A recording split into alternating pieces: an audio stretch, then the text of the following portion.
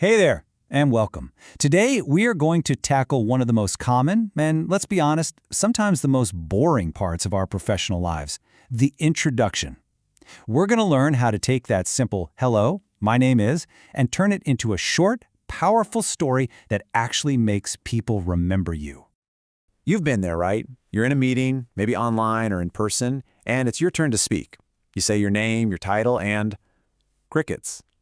That moment just kind of fizzles out, and you feel like you totally missed your chance to connect. So, how do we fix that? Well, the secret isn't to list off every single thing you've ever accomplished. It's actually way simpler and way more powerful than that. It's a personal anecdote, a short, meaningful story that instantly builds a little bridge between you and everyone else listening. Your story really is your strength. But let's get specific here. What exactly is a professional anecdote? Let's break it down. Okay, so a personal anecdote is just a short story about something that really happened to you. But, and this is the key part, in a professional setting, it's not just any story. It's a moment you've chosen carefully, one that proves your value. It shows people your skills and personality, instead of you just having to say, I'm a good communicator. Now, I know what you might be thinking. Crafting a story sounds kind of intimidating, but it's really not. There's a beautifully simple formula for this, a kind of roadmap that takes all the guesswork out of it. And here it is, the three-part storytelling flow. First, you've got the beginning, which is all about hooking your listener, grabbing their attention. Then comes the middle, where you talk about a specific action you took. And finally, you have the end, where you share the positive result and maybe what you learned.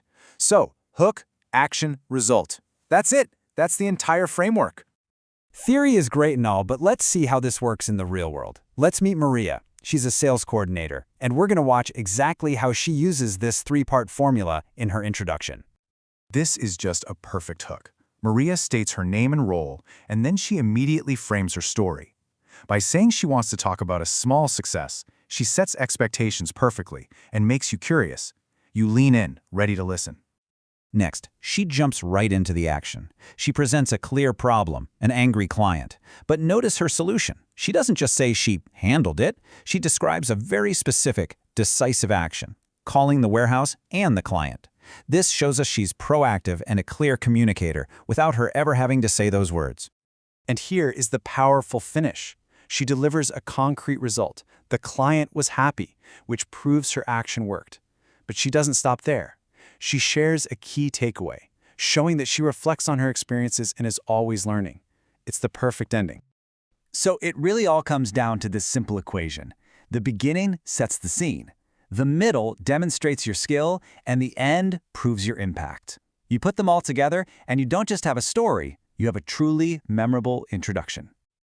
All right, you've seen the formula, you've seen it in action. Now it's your turn to create an impact.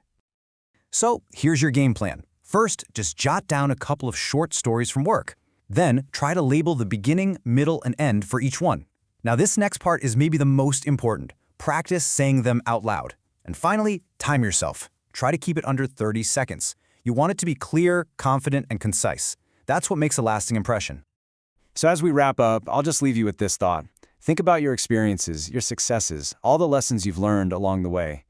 Buried in there is a short, meaningful story that's just waiting to be told. So, the question is, what powerful story will you tell?